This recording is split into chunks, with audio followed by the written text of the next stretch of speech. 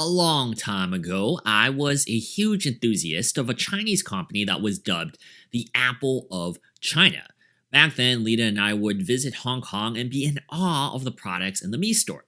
It literally contained like only 3 phones. Nowadays, though, Xiaomi's lineup of devices can be a bit jarring even if you follow all of their announcement events.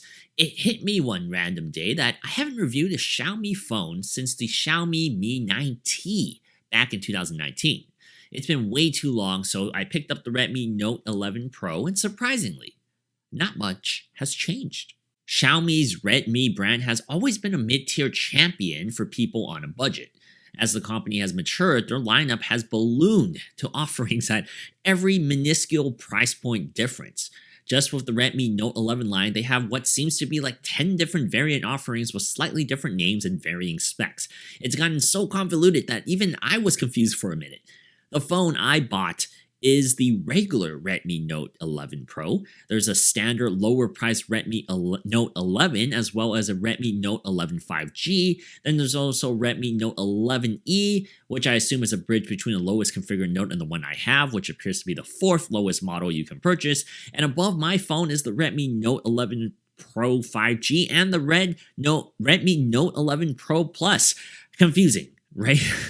All of this means absolutely nothing to me, though, at the end of the day, because what it comes down to is I purchased a 4G LTE phone for $274 that is powered by a Mediatek Helio G96 processor.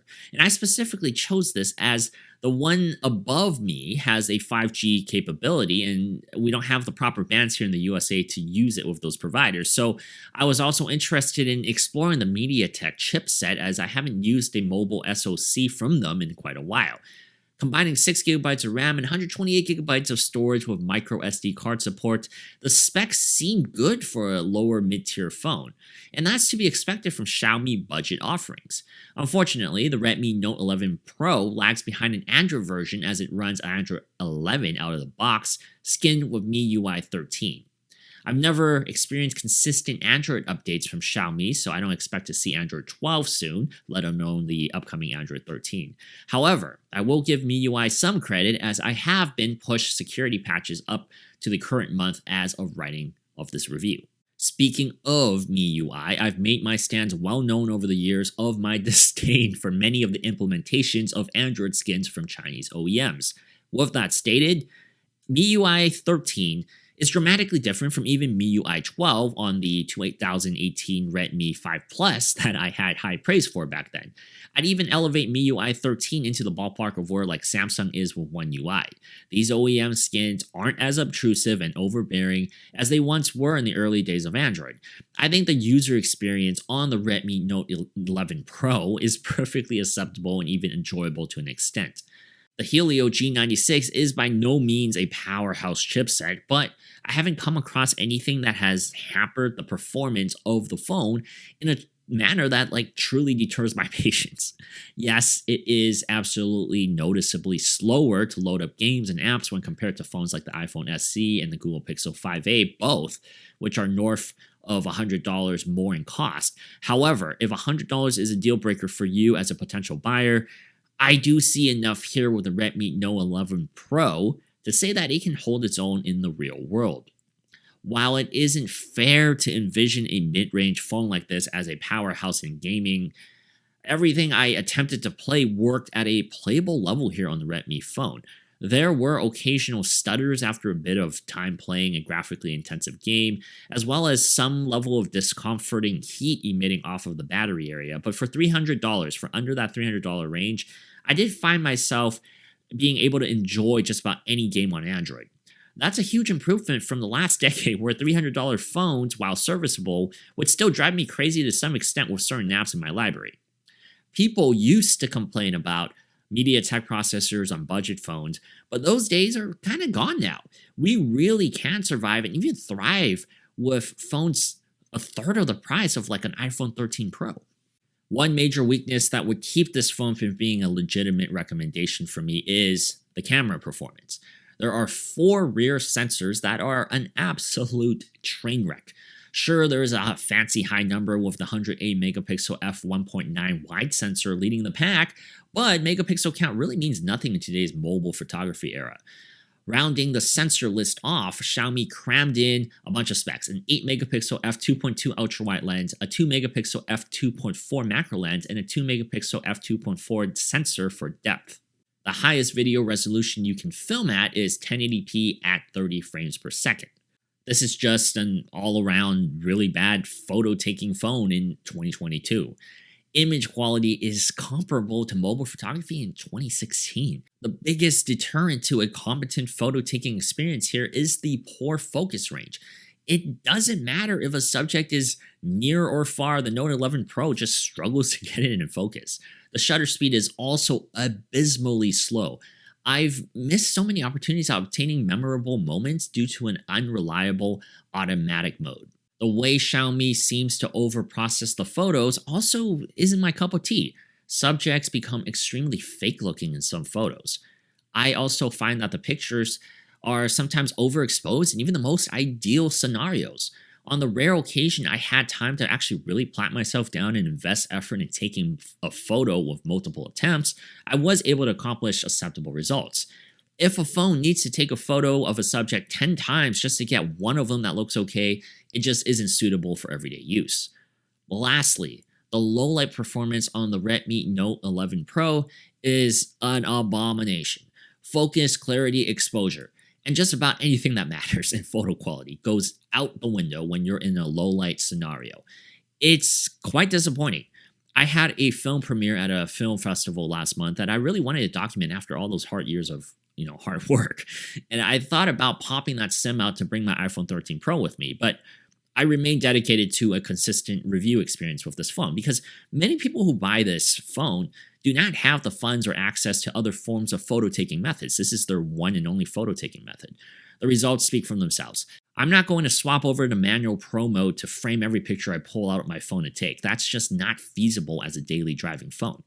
There's just like such a lack of sharpness and effective functionality here that I haven't seen at such a low level in quite a long time. If you couldn't tell, I'm very disappointed. Fortunately though, there is a saving grace as at least the battery life on the Note 11 Pro exceeded my expectations. I pushed the 5000 mAh pack to the limit by essentially running the phone nonstop during a workday. You'll easily exceed 12 to 15 hours of heavy use. Average users will plug in the Note 11 Pro into the USB-C port at least once every couple of days. It's actually fantastic. Xiaomi and a lot of Chinese OEM skins exhibit terrific battery longevity through aggressive background app management. That's the case here with MIUI, and it always has been. It will hunt and kill off battery draining culprits. If you're reliant on a lot of Bluetooth peripherals like smartwatches and digital keys though, it can be a bit frustrating in the long run. For example, my Tesla digital key is as reliable as it gets in the automobile industry.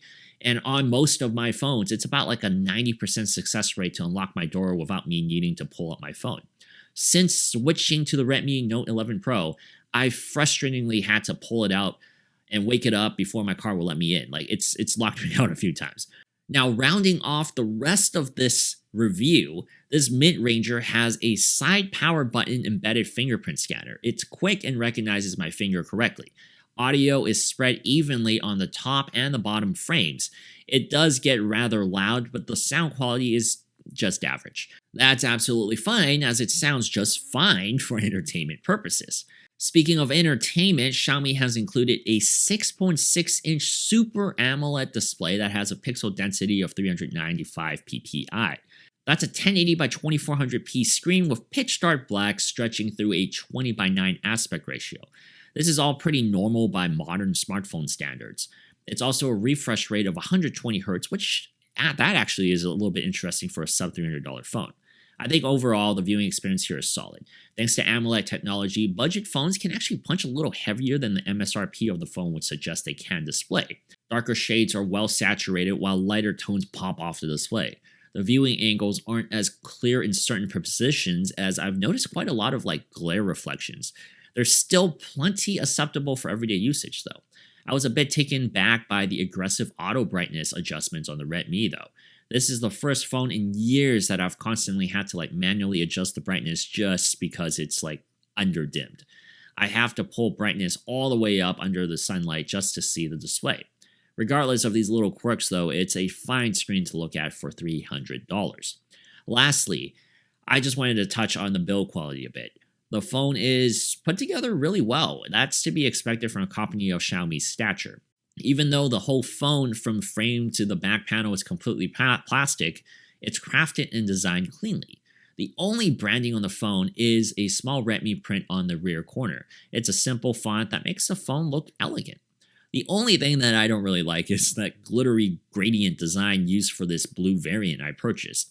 I've seen OEMs pull it off before like Samsung and their Galaxy Note 10 that I actually adored, but that required a glass back to make it look not forced. This is an odd pairing in person and resembles like an elementary school art project to me. It just contradicts the classy business design that Redmi has been stacking up towards the last couple of years. If the back material was aluminium or even a brushed matte plastic, this color scheme might have worked better, but I just don't see the appeal here. While it sounds like I do have a lot of critical things to say about the Redmi Note 11 Pro, I don't actually dislike the phone. In fact, I see a lot of maturity and growth in Xiaomi's offerings now compared to the mid-2010s. The major difference between that generation of Xiaomi is that the competition has skyrocketed in the mid-range market. In 2016, I could easily recommend Xiaomi as a high-quality budget device for just about anybody. You'd be hard-pressed to find a phone with better materials from the build at that price that Xiaomi was selling their phones for. Now, I hold the Apple iPhone SE and the Google Pixel 8 phones as a standard bearer of how mid-rangers should be in the category. Yes, the phone that we're talking about now is $100 cheaper than those two, but once again, if you really can't save up a little more to get a significantly better tiered phone like those two, the Redmi Note 11 Pro is serviceable in its own right. The market factor, however, does make it a bit harder to recommend outright. Thank you for watching this video. I'm Alex from Sypnotix. Be sure to hit that subscribe button, like this video, and comment. They really do help the channel. Let me know what you think of this phone, and I'll see you guys in the next video. So the other day, I was on a Zoom call at work, and I just dropped everything I was saying, and I told them, subscribe.